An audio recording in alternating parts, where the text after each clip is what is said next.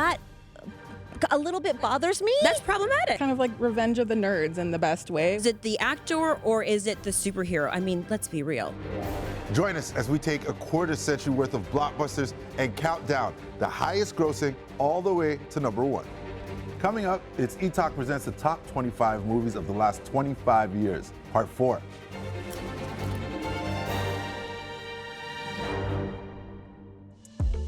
At number 10 is The Lion King, bringing in over $1.662 billion at the box office in 2019.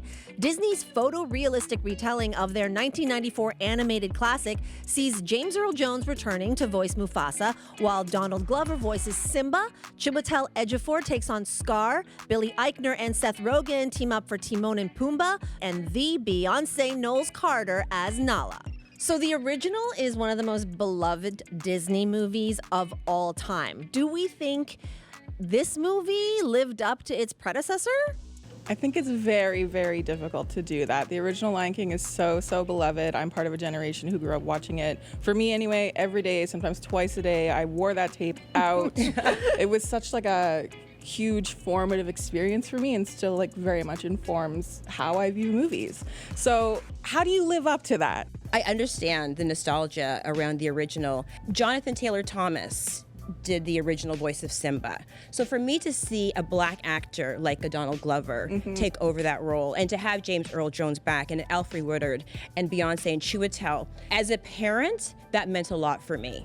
You know, to see that these characters that should have been voiced by black actors from the original. It feels like way bigger than you, but like also I'm very lucky that I've had a chance to do this kind of before with like other iconic characters. I think I've learned like people love them but I also love them, so you just treat them with respect. There were some decisions made, such as like using the live action kind of model was kind of strange. I know there were a lot of criticisms of the way the animals look. They look very like kind of glazed over. It's kind of weird to watch a remaking of The Lion King that was so emotive, so spirited, and then you kind of get this like flattened beyond even like what the real animal itself would be doing, because real animals are so emotive, they're so fun. Like nature documentaries pop off for a reason, you know? Yeah. So it's kind of interesting that it lost a lot of its spark in that decision. I think that the photorealism of it just brings it to a whole other level. It shines a light on different parts of the story.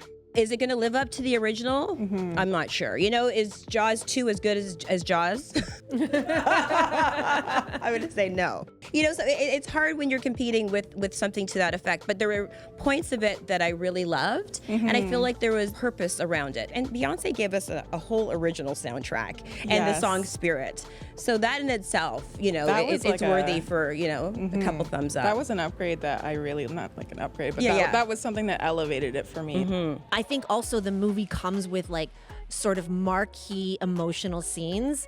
For me, I went in using the emotion as the test for whether or not the movie would work for me. And there's 2 scenes. Can You Feel the Love Tonight is the love scene of the movie, right? Like, not to bring it down, but like this is when Simba and Nala get down. What does that look like in live action? And I felt that was really well done. But then of course the big emotional beat, it's the scene where all of us break down sobbing. In the original is what happens when Simba realizes that his father will no longer be with him. And I can say that when I watched Jon Favreau's version of it, I was a mess. I was once again a mess. With the original, everybody knows everything about it. They know all the songs, all the shots, all the characters. And so using technology, can I add something to this to differentiate it from what came before, but still honor what came before? Did you get emotional? You know, the classic opening, A Circle of Life, when the stops, the doom. Like I did Yeah, that so good. in tandem, and I was like, okay, here we go. But I just didn't. I'm just so inherently tied to the original that I can't be unbiased about it. And I kind of wish that they had stuck with like the original compositions of the original songs. Something was awry, like some parts being like a shot-by-shot remake, but then songs kind of taking not liberties living up some places to the original. I think that they kind of made changes where they should have stuck the same, and stuck the same where they should have made changes. Where's like the essence, the spark? There were definitely moments, like I'm not saying like this is a horrible film, it's just, it didn't sustain that spark throughout for me. Number 9 on the list is Jurassic World, collecting over $1.671 billion at the summer box office back in 2019. The film stars Chris Pratt and Bryce Dallas Howard and served as the first installment in what became the Jurassic World franchise and 4th installment overall in the Jurassic Park film series, following a trilogy of movies in the 90s and early 2000s. I guess we have to start with the fact that this movie is standing on the shoulders of Steven Spielberg's original. And we're talking about nostalgia again, right? It is the nostalgia factor, isn't it? Absolutely. I like big dinos, and I cannot lie. Any connoisseur of Steven Spielberg knows that it is his gift to put you into that suburban neighborhood or that theme park off the coast of Costa Rica, you know, wherever he's putting you in, there's an element of such realism.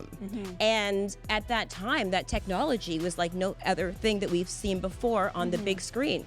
It was just like this crazy experience of seeing something that to me was sort of like the theatrical equivalent of the Sistine Chapel. And then to 22 years later be able to revisit this story, it's a very exciting moment. There's something about the magic of filmmaking and dinosaurs, I feel like, that keeps us coming back. I totally agree with you, Traci. I feel like similar to The Lion King, this is a film that is so difficult to compare to the original because the original had such impact, not just like in its technological innovations, but the way that Spielberg had consistently every decade given us a film that just makes us sit in the awe of just looking at the world around you. I think that it translated a bit into this updated version, but it kind of fizzled out a little bit for me. But again, like huge shoes to follow. A movie of this size and scope is not an actor's medium. It's not something that I'm in control of. And you're really servicing the vision of your director. He cast me because I fit the character that he wanted to make. I really like that bent that this film took narratively into like continuing this kind of conservation effort versus like this capitalist villain and the amazing Vincent D'Onofrio. I love the supporting cast in this film. I love the supporting cast. It's also really interesting that at the time of the original, we weren't talking seriously in the mainstream about the ability to do this, like bring back things that we thought were long gone. And this movie and the Jurassic World sort of franchise now exists at a time when like they've brought like dire wolves back and Really? Dolly the sheep and all of that. Like, these are headlines, right? Like, Science. I'm an educator. You ever been reading about dire wolves?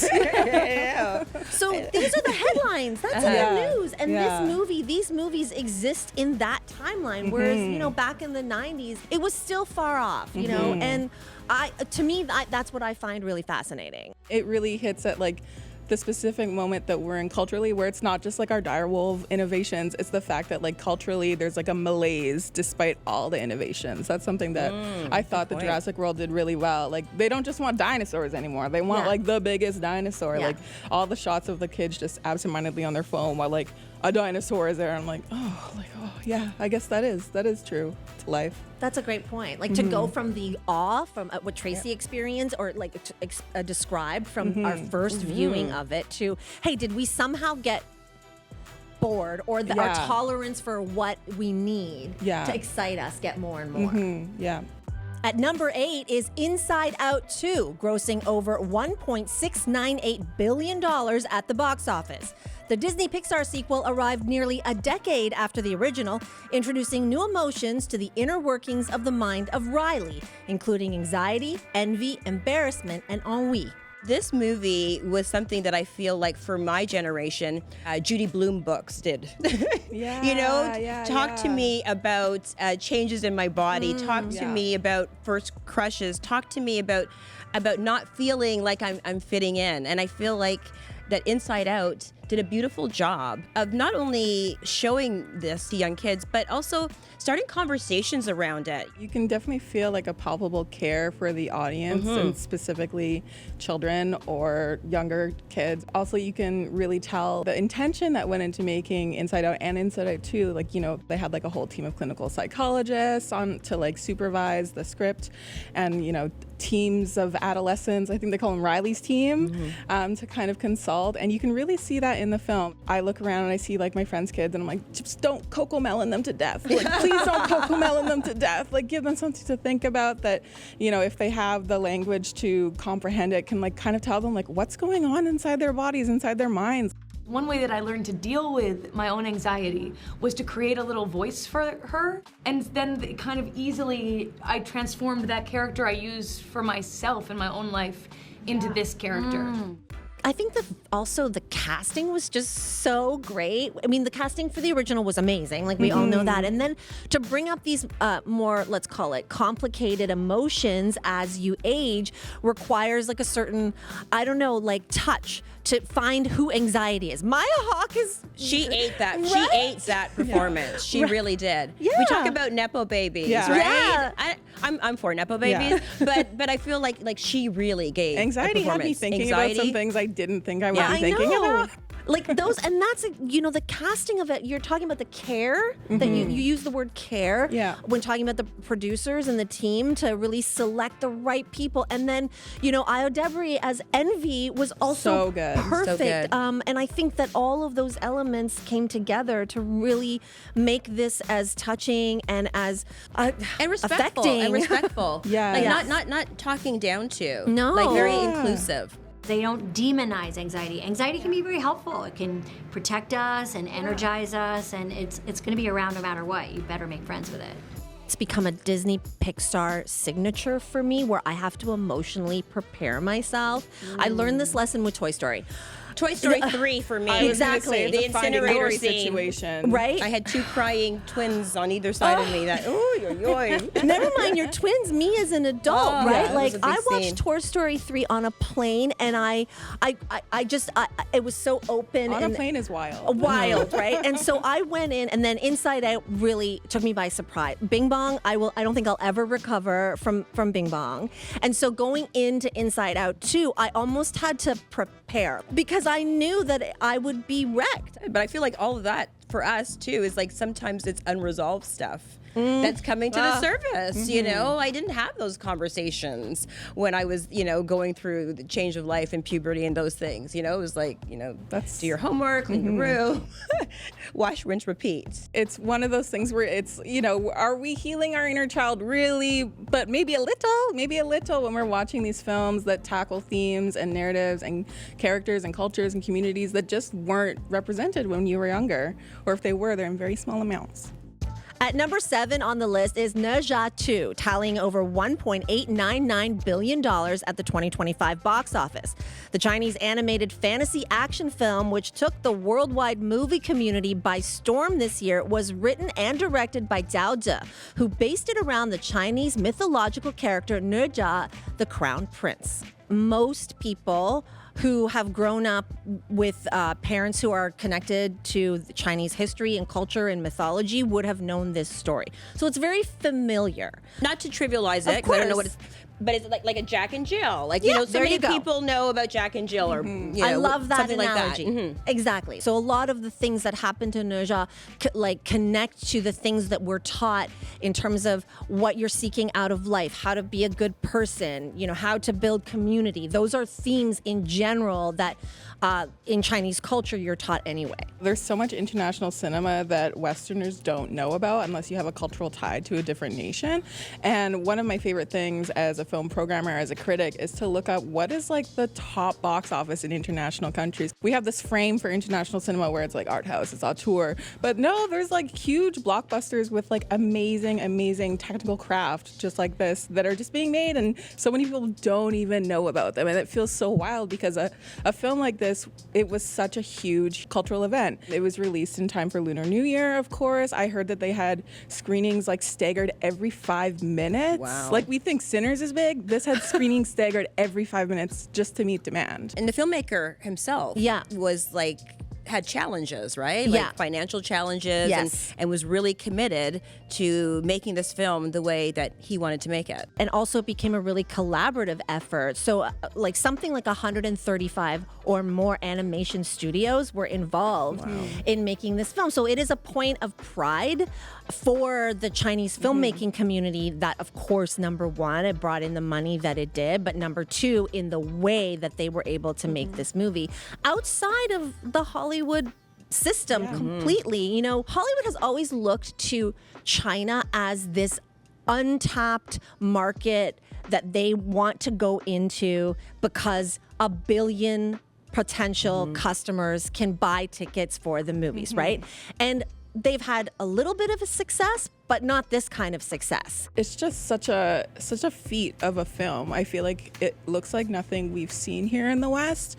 I was thinking a lot about this kind of narrative I've heard where at one point Kung Fu Panda was like one of the most popular animated films in China, and to have this idea that the Chinese industry would be like, it's kind of embarrassing that it's Kung Fu Panda and not like a Chinese made animation film, and to kind of have this like huge stunning clapback in terms of like what Chinese animators have been able to do. The Chinese WhatsApp, I will tell you, was popping off. Like all the people I know were like, yeah, have you seen it? Are we gonna go see it? But even just trying to access this film, I found it a little bit challenging here.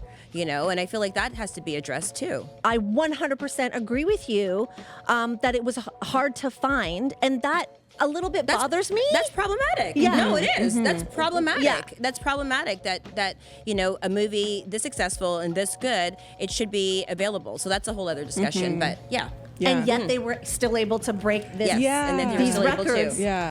Spider-Man No Way Home lands at number 6, making over $1.921 billion at the box office in 2021. The Marvel Studios movie is the third film in the Tom Holland-led Spider-Man series and features Benedict Cumberbatch's Doctor Strange, as well as cameos from past Spider-Man series, including Tobey Maguire and Andrew Garfield returning as their respective versions of the web-slinging superhero. That alone, to have all the 3 Spider-Men on I screen was shook. together. I I was mean, shook. That was the event. That was the thing. And I think they did a really good job of kind of integrating that older generation of Spider-Man fans and the newer. It gave the newer generation or the completist generation something to kind of like ha-ha about. You know, like certain gags, like how Tobey Maguire has like the webbing in his body, and then the other two are like, what? Like, we load ours, like gas. As you mentioned, you know, all the inside jokes or whatnot, but they kind of made that meme come to life, you know, the right there. So they were kind of in on the inside jokes and creating them. Yeah, very like self-conscious, self-aware filmmaking. It still had that like Spider-Man DNA to it, which is why I will watch something like the Spider-Mans when they come out and continue to come out in the future. It's kind of like this spry underdog. It's kind of like Revenge of the Nerds in the best way, whereas other Marvel outings maybe have a different vibe that's not for me, and that's okay. To quote Real Housewives, that's my opinion. But I think it did a really good job of like kind of continuing that tone. You know, Tom Holland was already a big deal when you are making Spider-Man movies and you are Spider-Man. Of course, you achieve a certain level of fame. But I think that the flex here too was when the movie came out, it was holiday season 2021. So at this point we are, you know, almost in 2 years of COVID. And for this movie to make this much money at a time when people were nervous to go to the movies, but they were like, no, we're gonna go for Tom Holland's Spider-Man and all the other Spider-Man. Yes. This was a huge win, and it elevated, took Tom Holland. I mean, the Zendaya of it all doesn't help. I was gonna say, let's not forget our Virgo Queen Zendaya, because definitely helpful. But in that sense, now Tom Holland and Zendaya are this, this juggernaut. Yeah. It's something we try and not think about all that much, you know. We're here to do a job, we're here to promote a movie that we love and we're proud of, and, you know, we're very lucky that we have fans that are so supportive, and it's nice to see that they, you know, reciprocated that love. As a performer, but also as a female, like, you think of, like, probably the top 10 movie stars when it comes to box office, when it comes to visibility, are men of a certain vintage. You know, the Brad Pitts, the Tom Cruises, the Leos, you know, the Denzels, 50s, sometimes into the 60s, you know. So you have this young woman who is like just a supernova and is attached to somebody like Tom, who's very talented in his own right, but definitely Zendaya is the pull for me personally. You talk to my son, and he's gonna say it's Tom. Okay. Right? Is it the actor or is it the superhero? I mean, let's be real. I totally agree with you. I feel like Zendaya and Tom Holland are these complementary forces that ground each other in a great way. I think what makes the Spider-Man movie so special is that they take actors like Tobey Maguire,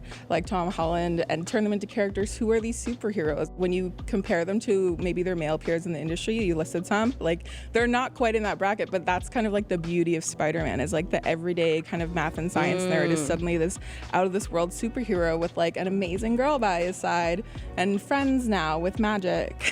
Okay, we've made it to number 5 on our countdown. We covered modern and prehistoric animal kingdoms, emotions, Chinese animation, and a web-slinging New Yorker. We're gonna pause it here for now, but look out for part 5.